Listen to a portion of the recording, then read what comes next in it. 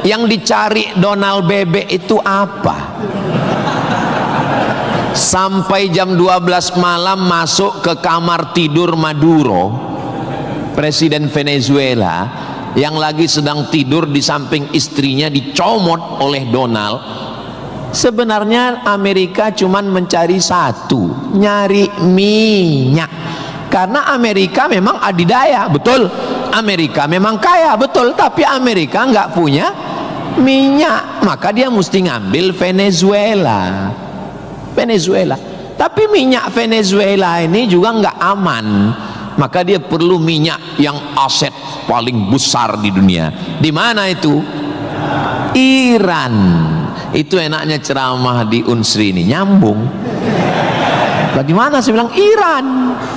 Dulu nama presidennya Reza Pahlavi, bisa diatur oleh Amerika, tapi kemudian datanglah pemimpin spiritual namanya Ayatollah Khomeini tahun 79 tahun 80, maka semua perusahaan Eropa, Amerika stop, nggak boleh masuk. Akhirnya dia diembargo selama 46 tahun. Gimana cara dia bisa hidup 46 tahun? Jual minyaknya kemana? Amerika nggak mau beli minyaknya, Eropa juga nggak mau. Kenapa Iran tetap bisa tumbuh? Dia jualnya ke Rusia dan Cina. Ada ilmu khusus yang mengkaji ini. Ilmu apa namanya? Geopolitik. Geo dunia, politik. Jadi politiknya bukan antar pilkada kabupaten, tapi geopolitik dunia. Maka Ayatullah ini mesti digulingkan. Meninggal Ayatullah Ruhollah Khomeini, digantikan penerusnya namanya Ayatollah Ali Khamenei. Khamenei mesti dibunuh karena dialah pemimpin spiritual, maka diserang, akhirnya meninggal. Mereka lupa, Amerika lupa. Dia sangka kalau kepalanya dipotong ini mati.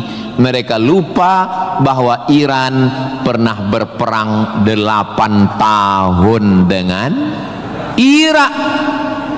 Siapa yang membiayai Irak waktu itu menghantam Iran? Amerika. Siapa yang disuruh menghabisi? Saddam Hussein. Saddam bantai. Sebetulnya itu latihan perang. Maka ketika dihajar, menurut Donald Trump 4 hari saja untuk menyelesaikan Iran. Begitu 4 hari tidak selesai, dia ngajak genjatan senjata. Lalu apa jawab Iran? Kau yang memulai, kami yang mengakhiri. Begitu jantannya. Kalau mau ambil minyak Venezuela, tumbangkan Maduro. Kalau mau ambil minyak Irak, tumbangkan Saddam. Kalau mau ambil minyak Libya, tumbangkan Gaddafi. Maka Gaddafi tumbang, Saddam tumbang, Ayatollah tumbang, Maduro tumbang. Kalau mau ambil minyak Indonesia, nggak ada bawa-bawa Islam. Universitas Sriwijaya, tapi isinya sangat Islami. Mahasiswanya belajar di masjid, mahasiswanya dipisah laki-laki dan perempuan, yang laki-laki di depan, yang perempuan di belakang, sehingga yang mahasiswa nggak bisa melirik mahasiswi, dan mahasiswi pun hanya bisa melihat tengkuk mahasiswa. Jadi nggak akan ada istilah pacaran di dalam masjid, di luar kita nggak tahu. Mudah-mudahan Allah menjaga adik-adik semua. Bagi yang sudah daftar dan lulus belajar di Universitas Sriwijaya, ini nikmat yang terbesar. Syukuri dengan ucapan Alhamdulillahi Rabbil Alamin. Dan kita berterima kasih kepada orang yang mengajarkan kita cara bersyukur dengan berselawat untuknya. Allahumma sholli ala Sayyidina Muhammad wa ala ali Sayyidina Muhammad. Ini kampus luas sekali. Saya tadi dibawa dari sholat Masjid Polda, pergi ke parkir helikopter, Lalu saya sebenarnya mau cerita bahwa saya naik heli, itu aja sebetulnya. Iya, kadang orang cerita mutar-mutar substansinya sulit dipahami. Kenapa kita mesti naik heli? Ini kampusnya Ustadz kalau lewat tol lebih kurang 40 menit dari kota Palembang. Kenapa kampusnya mesti jauh? Ternyata di sini ada 700 hektar kampus yang begitu luas, dan di sini tidak hanya manusia, monyet pun jumpa tadi. Jadi kampus itu idealnya memang begitu. Jangan sampai fakultas pertanian nggak pernah megang tanah, beternak ikan di atas kertas. Fakultas peternakan, fakultas perikanan, tapi nggak pernah megang ikan, hanya presentasi makalah. Begitu lulus kerja jadi teller di bank, nggak nyambung. Maka di sini praktek. Tadi saya diberitahu oleh Bapak Ketua HIPMI, Ustadz Somad, ini tempat praktek pertanian. Masya Allah, negara kita ini, kami dari atas tadi, gemah ripah loh jenawi, tongkat dan batu jadi tanaman, hijau untayan katulistiwa, tapi berasnya impor. Kenapa? Padahal tanah begitu luas. Menunggu sarjana-sarjana pertanian dari Universitas Sriwijaya. Begitu. Kenapa enggak kita tanam? Kalau kita tanam otomatis tanah kita berkah. Kalau sudah dia nanam padi, pasti dia malam berdoa sama Allah, tumbuhkan padiku, berkahkan rezekiku, turunkan hujannya. Kalau sudah ditanam, otomatis ekonomi bangkit, orang akan bekerja, otomatis padi tadi akan dibawa ke kilang padi untuk mengupas kulit padi jadi beras. Berasnya diperdagangkan, diniagakan di pasar-pasar hidup.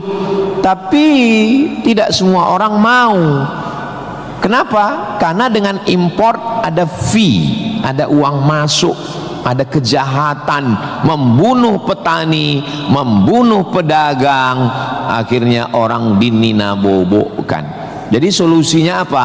Solusinya semua mesti berangkat dari kampus. Kampus apa? Kampus Universitas Sriwijaya. Ustadz beberapa kali nih nyebut Universitas Sriwijaya, dia memang setiap 5 menit sekali disebut. Terus kalau orang belajar di Universitas Sriwijaya ini, Ustadz Somad dapat apa? Saya dapat amal jariah dari alumni-alumni yang membangun Indonesia menuju Indonesia Emas 2045 insyaallah. Universitas Sriwijaya bukan swasta, negeri. Orang berbondong-bondong nasional dari Sabang sampai Papua mau daftar ke sini. Yang sudah lulus alhamdulillah, yang belum lulus berusaha, bertawakal, berdoa, insya Allah. Enggak lulus innalillah.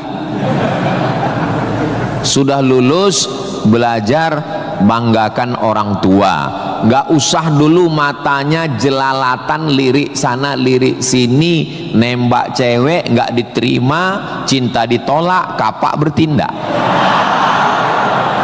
Enggak usah, serius aja belajar. Saya jadi mahasiswa sama seperti adik-adik. Saya sampai di Kairo 5 September 1998. Belajar 99, 2000, 2001, 2002. 4 tahun saya di Mesir, tidak pernah pacaran sekalipun. Makanya saya ngomong sekarang ringan. Coba kalau saya dulu playboy cap gayung, susah saya ngomong. Jadi apa yang kita rasakan waktu kuliah dulu, ya kita lah ngomongnya cair aja. Adik-adik jangan pacaran, yang penting kualitas belajar, sibuk menyibukkan pikiran untuk belajar.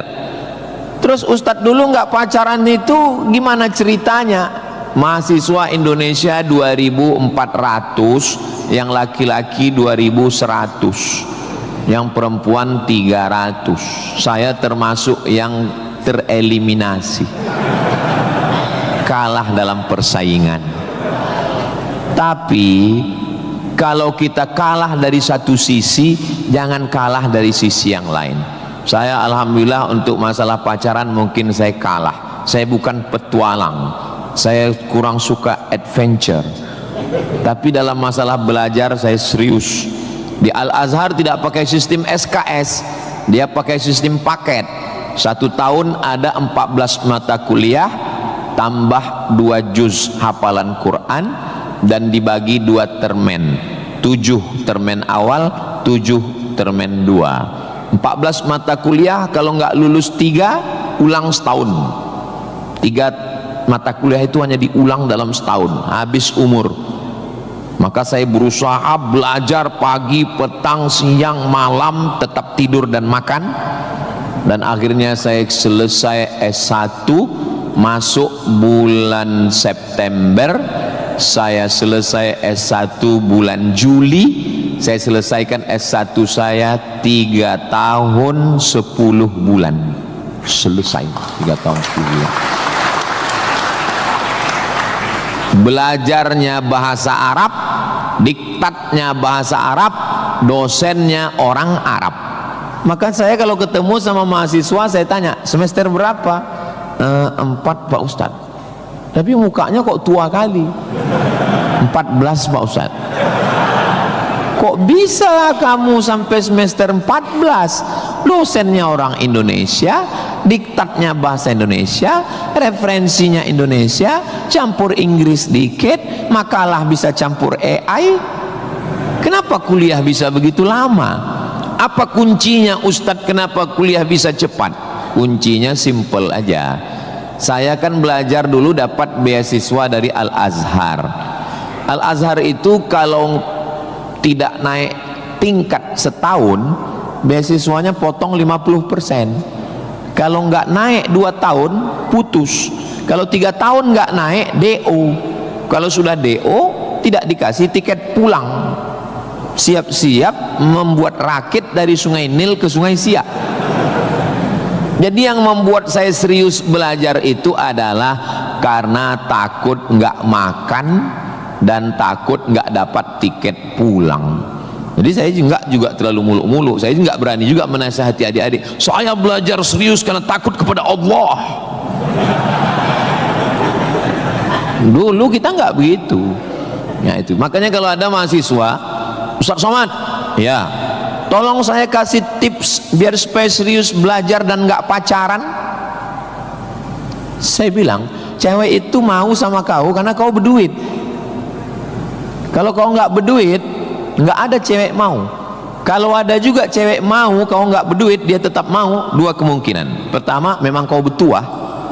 Yang kedua, cewek itu bodoh. Iya, kan bodoh itu. Udah jelas laki-laki nggak ada duit, mau juga dia. Pelet apa yang dia pakai? Dari semester 1 pacaran, semester 2 sampai KKN, bonceng sana bonceng sini, pergi sana pergi sini, pacaran 5 tahun, ditinggal pas lagi sayang-sayangnya. Mohon maaf, kalau ada mahasiswi yang mau pacaran sampai 5 tahun, itu sama seperti iklan roti, dibuka, dijilat, dicelupin, nggak dimakan-makan. Kira-kira yang rugi cewek apa cowok?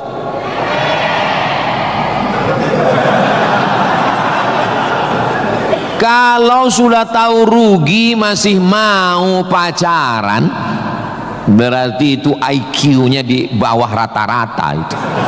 Itu pasti nggak lulus di Unsri itu. Di Universitas Sriwijaya ini orangnya cerdas secara intelektual dan cerdas secara spiritual dan cerdas secara emosional. Cinta, benci, marah, sayang, kecewa, bahagia, itu semuanya adalah emosional. bahwa kamu jatuh cinta. Kalau ada mahasiswa jatuh cinta sama mahasiswi, bersyukurlah, berarti kau nggak homo. Tapi ketika cintamu itu mengalahkan prestasi studi, ingat, orang tuamu bersusah-susah di kampung, kepala jadi kaki, kaki jadi kepala, dia bertani sawah di kampung. Pagi waktu dia mau pergi ke sawah, masih bisa dibedakan mana bapakmu, mana sapi. Begitu pulang sore, sama bentuknya. Tiba-tiba kamu di kampus menjadi foto model, menjadi, nggak usahlah diteruskan, menyakitkan hati. Kenapa ceramah Ustaz Somad ini kok menyinggung saya terus ya? Kunci mendengar ceramah Ustaz Somad itu satu, jangan tersinggung. Ada beberapa orang tersinggung, pulang meninggal.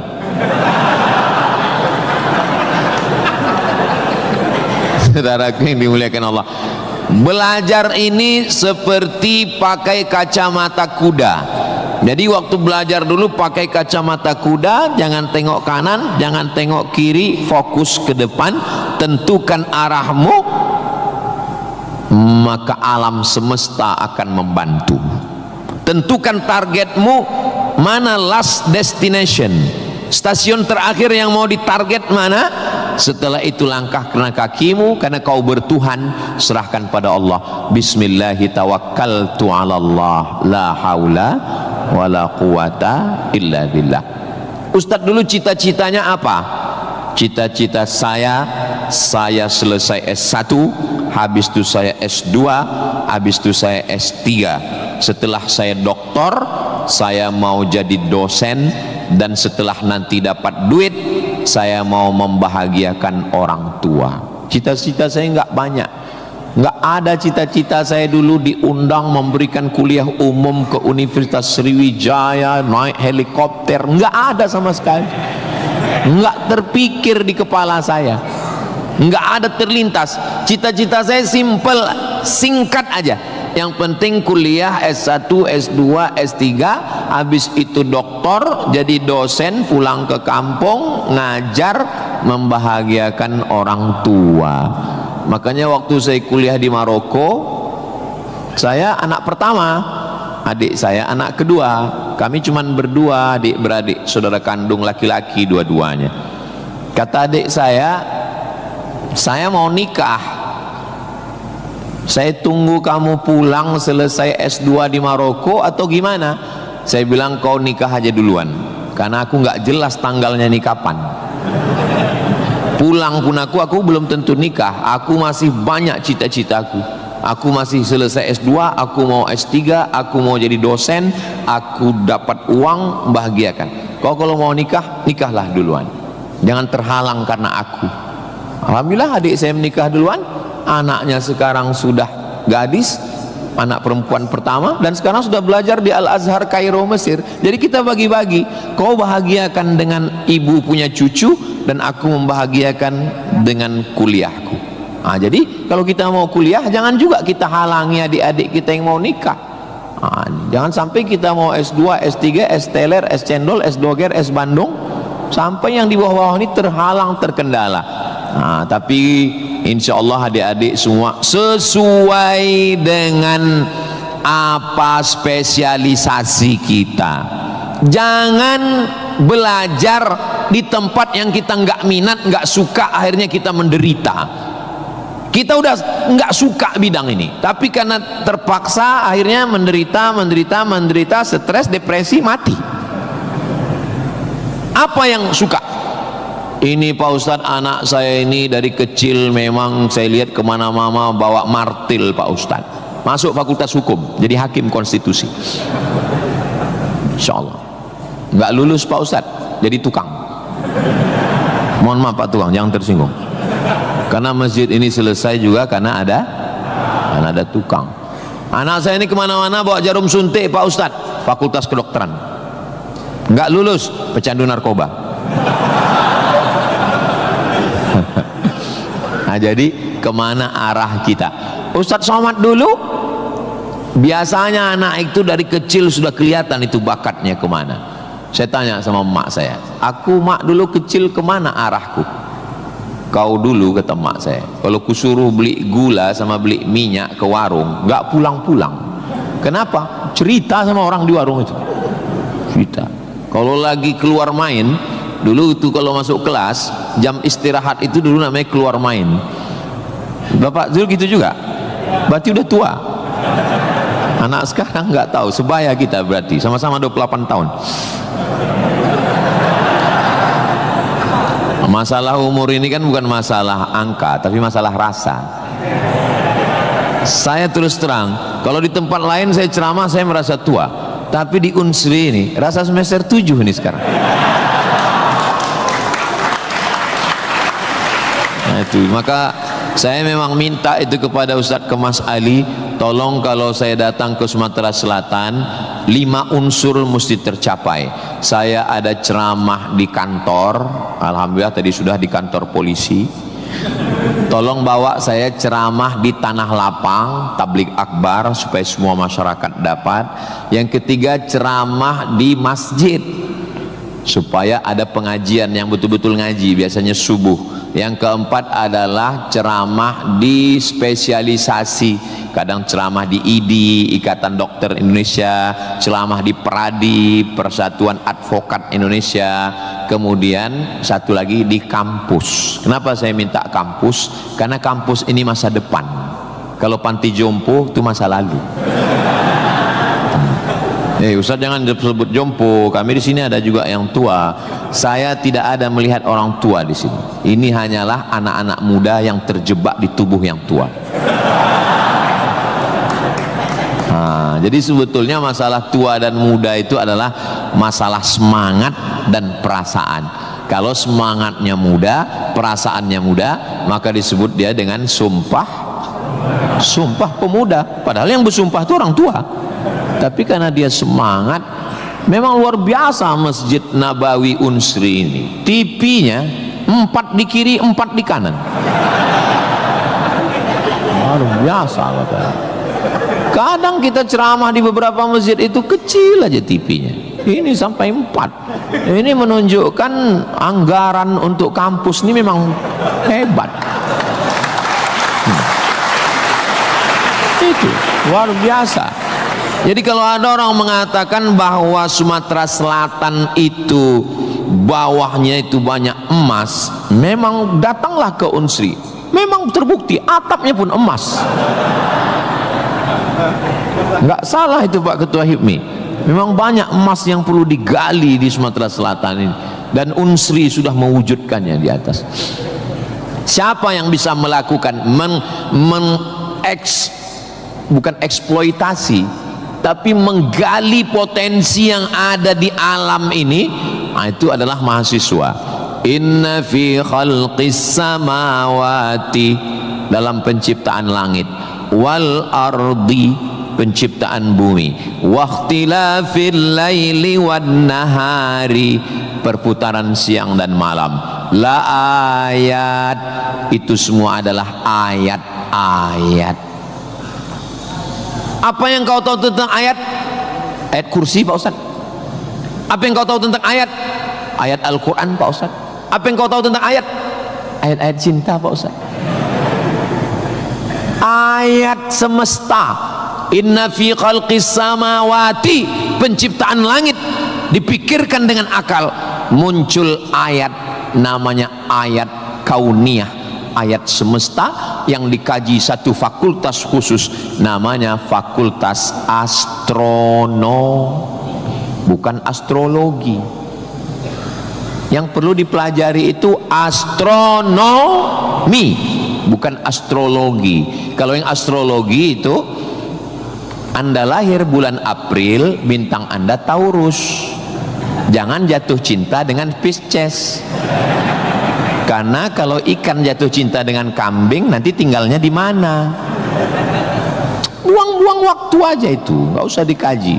Tapi ketika berpikir tentang astronomi, tentang ilmu langit, maka umat Islam sudah lama mengkaji itu yang disebut dengan ilmu falak. Ilmu falak itu yang dipakai oleh Badan Lembaga Hisab dan Ru'yah. Hisab artinya perhitungan, menghitung bagaimana tingginya matahari, bulan di atas ufuk. Kenapa terjadi persimpangan antara NU dengan Muhammadiyah tentang penetapan 1 Ramadan dan 1 Syawal? Itu berawal dari titik astronomi. Karena menurut Muhammadiyah, kalau sudah nampak 1 hilal, walaupun dia tingginya 0,5 derajat atau 1 derajat, maka itu sudah dianggap sebagai hilal. Tapi menurut NU, Perti, Persis, Al-Wasliyah, Nahdlatul Ulama, maka mereka mensyaratkan sesuai syarat Mabim. Malaysia, Brunei, Indonesia, Singapura mensyaratkan mesti 3 derajat. 3 derajat baru dianggap sebagai hilal. Kalau 1 belum dianggap sebagai hilal. Kata Muhammadiyah 1 pun hilal, kata NU 3 baru hilal. Akhirnya datang wakil presiden Indonesia namanya Bapak Yusuf Kala. Pak JK duduk dengan NU dan Muhammadiyah. Kata Pak JK, gimana kalau NU turunkan 1, Muhammadiyah naikkan 1? Karena beliau kan pengusaha, bisnismen, biar supaya ketemu titik temu. Ya nggak ketemu, karena ini metodologinya berbeda. Akhirnya karena nggak ketemu, itulah terjadi 2 perbedaan. Maka umat Islam di Indonesia, dia saling menjaga perasaan masing-masing. Akhirnya masing-masing mengamalkan. Yang 1 dengan 1 derajatnya, dengan 0,2-nya, yang 1. Dan nanti akan terulang lagi pada tanggal 20. Pada tanggal 19 hari Kamis 19 Maret itu nanti satu Indonesia akan mengeluarkan teropong untuk melihat astronomi, apakah nampak anak bulan atau tidak. Di Riau itu teropongnya dibeli dulu harganya 50 juta. Sejak dibeli sampai sekarang nggak pernah nampak hilal. Ustaz kok tahu? Teman saya kebetulan salah satu yang bekerja di situ. Dia pernah posting gambar melihat teropong. Saya tanya, apa yang nampak? Dibilangnya gaji 13 katanya.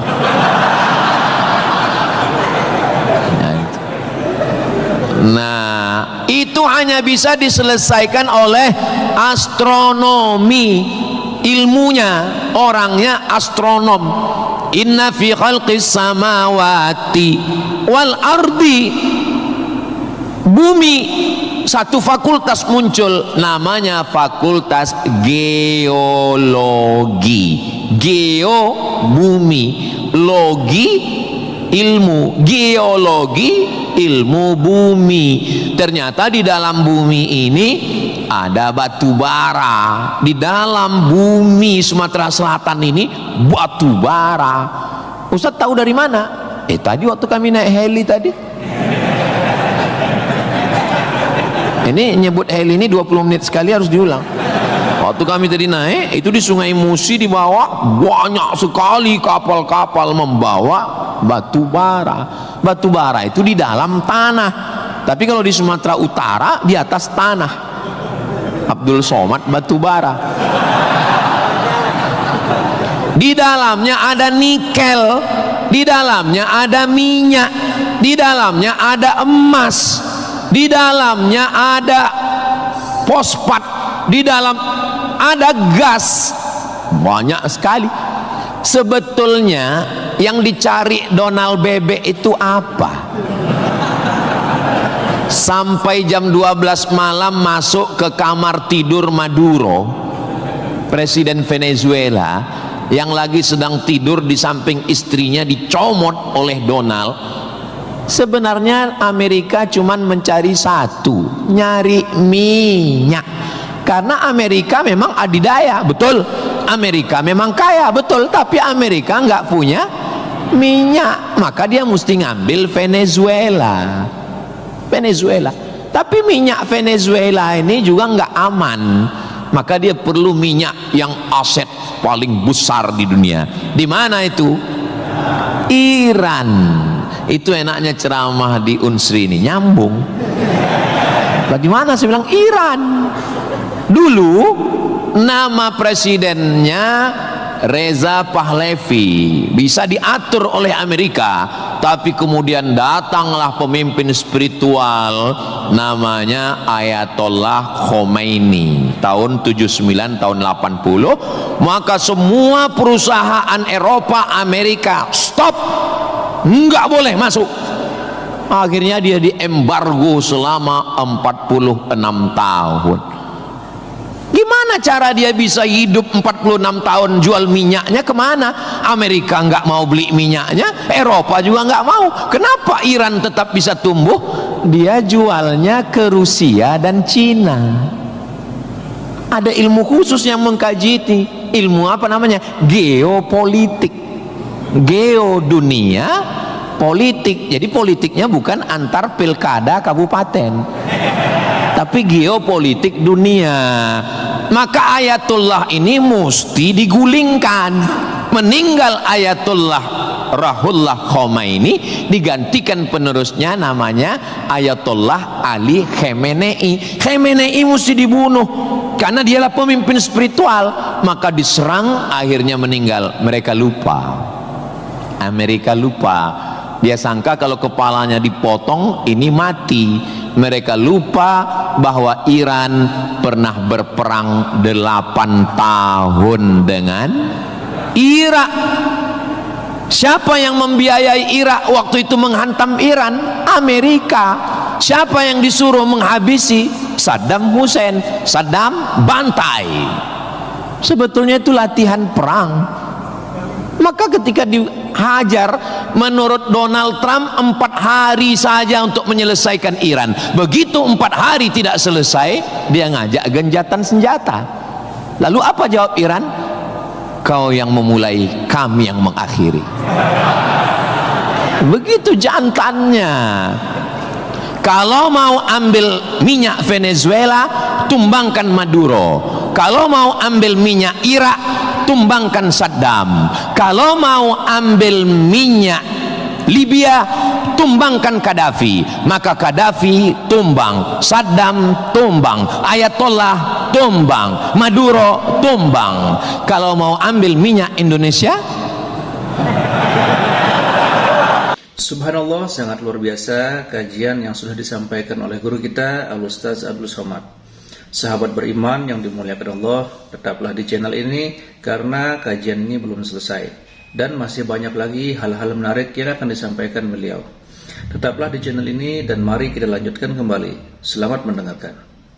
saudaraku yang dimuliakan Allah Subhanahu wa taala. Itulah hebatnya. Jadi adik-adik, saya ajak 2 SKS kuliah geopolitik. Kenapa untuk mengambil minyak Venezuela mesti ditumbangkan Maduro? Kenapa untuk mengambil minyak Baghdad Saddam mesti ditumbangkan? Kenapa untuk mengambil minyak Libya Gaddafi mesti ditumbangkan? Kenapa Indonesia nggak ada yang ganggu? Karena di Indonesia nggak tumbang pun minyaknya udah dapat. Saudara yang dimuliakan Allah Subhanahu wa taala. Sebetulnya dulu nggak tahu adik-adik belajar sejarah gimana. Tapi kalau saya dulu belajar sejarah, Belanda datang ke Indonesia ingin mencari rempah-rempah. Kayu manis, buah pala, merica, ketumbar. Kita pun waktu itu bingung. Nanya sama guru SD, ya, Belanda kesini naik kapal kayu jauh-jauh dari Amsterdam, 3 bulan naik kapal cuman mau cari rempah. Iya katanya. Sekarang baru kita tahu mereka bukan nyari rempah, nyari minyak. Ini udah di kapling-kaplingnya. Papua emas, Sulawesi nikel. Ada satu pulau namanya Pulau Emas, Swarna Dwipa.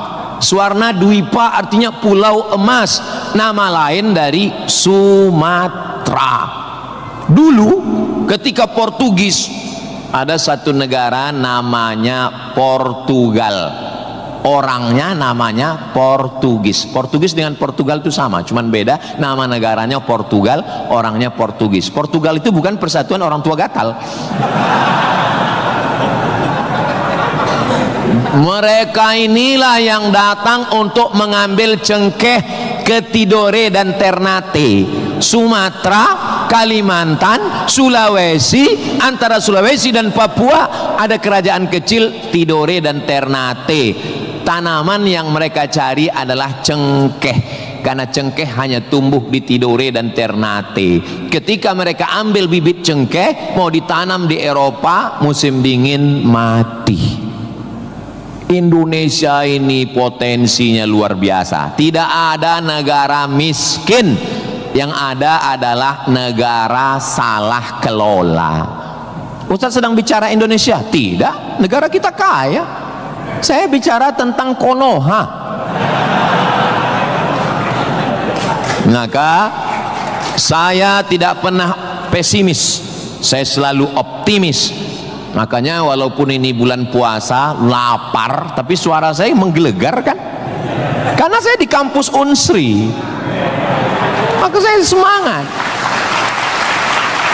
Tapi seandainya ceramah siang jam 2 habis khutbah Jumat ini bukan di Unsri, tidak begini isi ceramah saya. Paling saya, marilah kita banyak ingat mati. Ini bulan Ramadan, mari kita banyak-banyak beristighfar, kita mengejar Lailatul Qadar. Tapi saya sedang bicara tentang masa depan. Saya bicara dengan mahasiswa, mereka yang akan melanjutkan tongkat estafet perjuangan ini. Saya yakin dan percaya bidang pertanian sudah, peternakan sudah, geopolitik mereka sangat paham, dan masalah spiritual batinnya mereka dididik di dalam Masjid Nabawi. Mereka diingatkan tentang 3. Adik-adik belajar agama ini nggak usah repot, nggak usah ribet, nggak usah jelimet. Yang penting di dalam hati itu ada 3. Pertama, akidah. Wujud qidam baqa mukhalafatu lil hawadisi qiyamuhu binafsihi wahdaniyah qudrat iradat ilmun sama basar kalam sifat 20. Ini akidah kita Imam Abul Hasan Al-Asy'ari. Yang kedua, setelah akidahnya mantap, dia mau beribadah. Gimana caranya beribadah? Rukun, syarat, wajib, sunat. Inilah yang kedua, namanya fikih. Belajar fikih solat, belajar cara wudu, cara tayamum yang membatalkan solat. Tapi dua-dua ini nggak ada maknanya. Ibadahnya nggak bermakna, akidahnya nggak bermakna kalau tidak ada yang ketiga. Yang ketiga adalah akhlak, sopan santun, tata krama, budi bahasa, menghormati orang tua, memuliakan dosen. Saya sangat bisa untuk ceramah berdiri naik di atas ini, bisa. Kalau mau saya tadi minta sama panitia, Pak panitia izin saya mau naik ke atas, boleh. Lalu kenapa saya nggak naik ke atas? Karena saya segan tapak kaki saya di atas kepala Pak Rektor. Saya di atas sementara Bapak Ketua DPRD di bawah. Itu namanya sopan santun, tata krama, budi bahasa. Tapi adik-adik yang di atas jangan tersinggung. Saya bukan menyinggung. Nggak apa-apa, demi Allah nggak apa-apa. Tapi Pak Ustadz khotib Jumat kan naik ke atas. Khotib Jumat di atas memang mimbar ini untuk khutbah. Mimbar Nabi itu tangganya cuma 3. 1, 2, 3. Maka kalau definisinya lebih dari yang dibuat Nabi adalah bid'ah, inilah mimbar yang bid'ah. 1, 2, 3, 4, 5, 6, 7, 8. Mimbar Nabi cuma 3. Sekarang orang belajar agama bukan mau menggali potensi agama, tapi hanya cukup dengan 5 jari. Jika tidak ada zaman Nabi, bid'ah. Apa ini? Orang mondok 7 tahun, belajar lagi di Al-Azhar, belajar lagi di Darul Mustafa Yaman, belajar lagi di Al-Ahqaf. terbang Syekh Syafiq dari Qudratullah, terbang ke Yaman belajar agama, bahasa Arab, nahwu, sharaf, balaghah, mantik, bayat, ma'ani. Ada orang ngaji cuman 5. Kalau tidak dibuat Nabi bid'ah. Hari pertama ngaji online, hari kedua mulai membid'ahkan orang lain.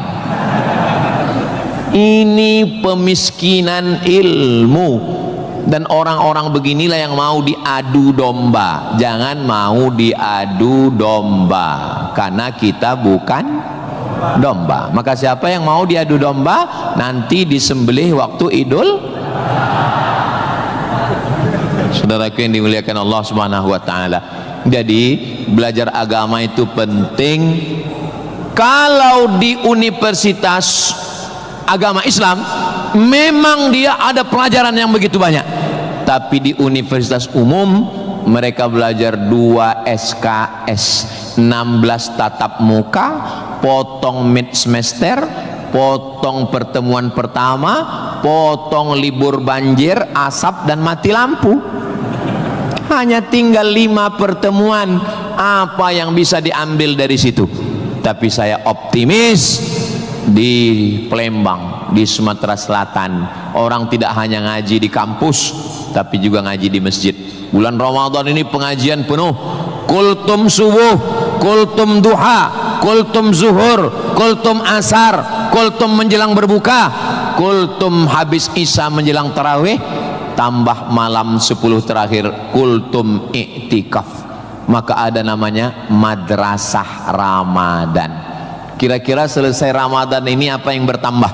Alhamdulillah Ustaz Somad, selesai berRamadan ini ada 5 yang bertambah. Apa dia? Berat badan, kolesterol, gula darah, diabetes, asam lambung. Mudah-mudahan selesai Ramadan ini kita sehat walafiat semuanya insyaallah. Ustaz Somad ceramahnya jangan lewat dari jam 2.30. Kenapa? Karena kalau lewat Ustadz ditinggalkan helikopter. Begitu arahan tadi. Saya sebetulnya mau berlama-lama dengan adik-adik sekalian, karena saya nyaman ceramah di Unsri ini. Tapi apalah daya, memang sedap makan ikan gulama, dimakan sambil nonton Harry Potter. Saya tidak bisa berlama-lama karena takut ditinggalkan helikopter. Itulah yang dapat saya sampaikan pada kesempatan yang baik dan mulia ini. Adapun tepuk tangan yang kurang semangat saya maklum karena lapar semuanya. Kepada Bapak Rektor dan